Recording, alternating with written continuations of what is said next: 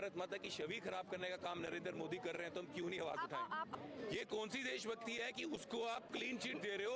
हाँ, कोई भी इलेक्शन कमिश्नर अगर गलत काम भी करता है तो मोदी जी के राज में उसके खिलाफ कोई कार्रवाई नहीं होगी।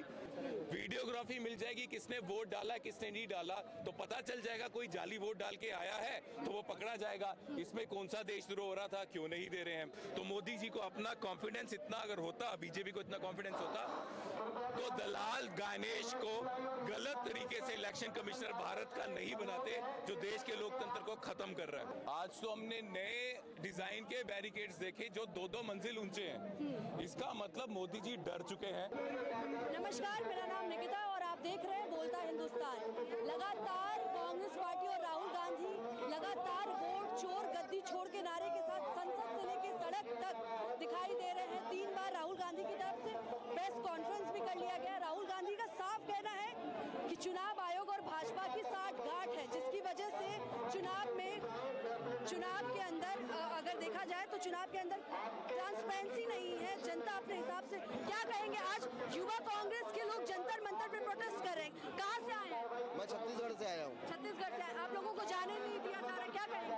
देखिए, हमारी लड़ाई एक ऐसे तानाशाह से है जो सारी एजेंसियों को अपने हाथों में दबा के रखा है, उनके गले को दबा के रखा है।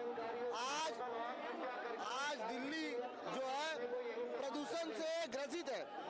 आपको पता होगा कि यहाँ का AQI कितना हो चुका है दिल्ली प्रदूषण से।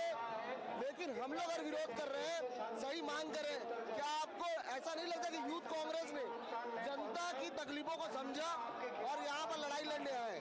आज उनको वहाँ से जाने नहीं दिया जा रहा है और यही कारण है कि हम लोग यहाँ पर प्रोटेस्ट कर रहे हैं।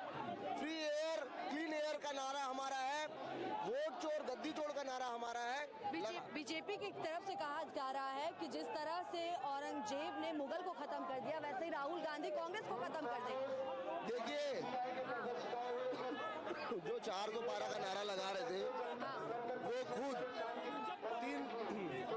उनके जो खुद 412 का नारा लगा। क्या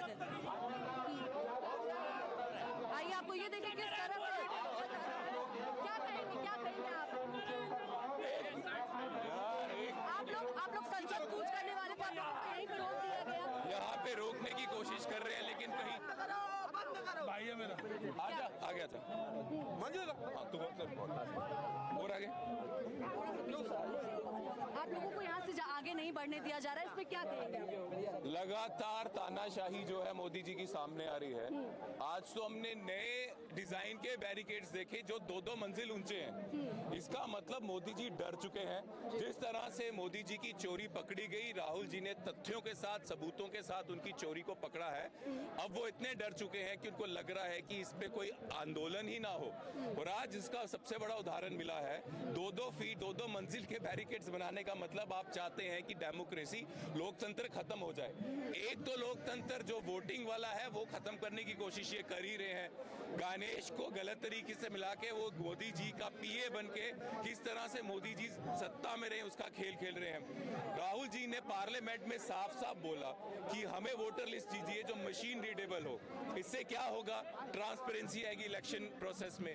राहुल जी ने साफ साफ बोला जो वोटिंग कास्ट जब करते हैं उसकी वीडियोस हमें दे दो, वो डिलीट मत करो। इससे क्या होगा? ट्रांसपेरेंसी आएगी। सीधी सी बात है, अगर कोई भी इलेक्शन कमिश्नर ऐसा काम करेगा जिससे वो इलेक्शन कमिश्नर लोकतंत्र को खत्म करने की कोशिश करेगा तो उसके खिलाफ कोई कार्रवाई नहीं हो। ऐसा लॉ मोदी जी ने क्यों बनाया?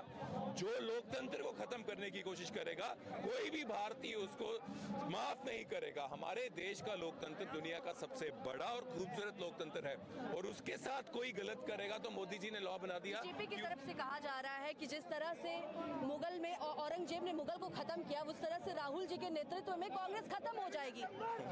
मोदी जी अपने अगर राहुल जी के नेतृत्व में कांग्रेस पार्टी अच्छा नहीं कर रही होती तो मोदी जी को, गणेश को, चीफ जस्टिस ऑफ इंडिया को उस कमेटी से बाहर नहीं निकालना पड़ता। इस बार जो इलेक्शन कमिश्नर बना, इतिहास में पहली बार हुआ है कि मोदी जी ने CGI, chief justice of India को उस कमेटी से निकाल के अमित शाह को डाल दिया। तो मोदी जी को अपना कॉन्फिडेंस इतना अगर होता, बीजेपी को इतना कॉन्फिडेंस होता तो दलाल गणेश को गलत तरीके से इलेक्शन कमिश्नर भारत का नहीं बनाते, जो देश के लोकतंत्र को खत्म कर रहा है। आप चुनाव आयोग के जो ईसीआई हैं उनको आप दलाल कह रहे हैं, गणेश जी को दलाल कह रहे हैं, क्योंकि हमारे आप देश लोगों को नहीं लगती कि चुनाव में पारदर्शिता है? बीजेपी कहती है जहां आप जीतते हैं वहां पे पारदर्शिता है, जहां पे आप हारते हैं वहां पे वोट चोरी है। ये कैसी बात होती है? जब हम बोल रहे हैं, जब हमारे नेता राहुल जी ने बोला कि आप मशीन रीडेबल वोटर लिस्ट दो, तो उसमें क्यों परेशानी है? कौन सा देशद्रोह हो जाएगा अगर हमें पता चलेगा कि हमारे बूथ में कौन से वोटर हैं, कौन से नहीं है? एक महीना पहले वो लिस्ट मिल जाएगी तो क्या देशद्रोह है? इससे तो इलेक्शन प्रोसेस ट्रांसपेरेंट होगा। वीडियोग्राफी मिल जाएगी, किसने वोट डाला किसने नहीं डाला, तो पता चल जाएगा। कोई जाली वोट डाल के आया है तो वो पकड़ा जाएगा। इसमें कौन सा देशद्रोह हो रहा था, क्यों नहीं दे रहे हैं? अच्छा, जो इलेक्शन कमिश्नर देश के लोकतंत्र को खराब करेगा, क्राइम करेगा, उसके खिलाफ कोई कार्रवाई नहीं होगी। ये कौन सी देशभक्ति है? ये कौन सी देशभक्ति है कि उसको आप क्लीन चिट दे रहे हो? हाँ, कोई भी इलेक्शन कमिश्नर अगर गलत काम भी करता है तो मोदी जी के राज में उसके खिलाफ कोई कार्रवाई नहीं होगी। कहां लेके जाना चाहते हैं भारत को? हमारा लोकतंत्र पूरी दुनिया में माना जाना जाता है, और ये बातें जब बाहर देश में पता चलेंगी, भारत माता की छवि खराब होगी।